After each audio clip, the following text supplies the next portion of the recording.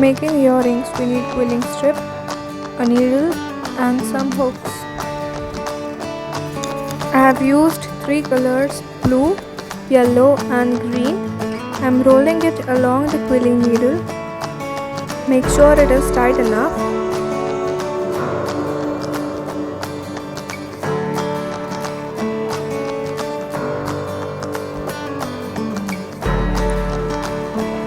Give it a shape and stick it with gum.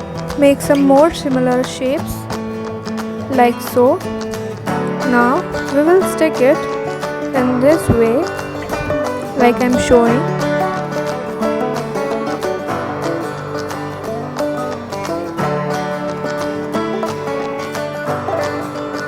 In similar manner we are making a shape with blue color strip.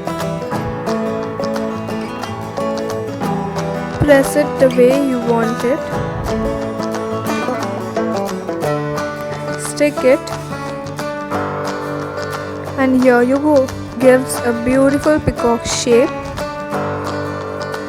Attach the earrings with hooks onto it. It's the final result.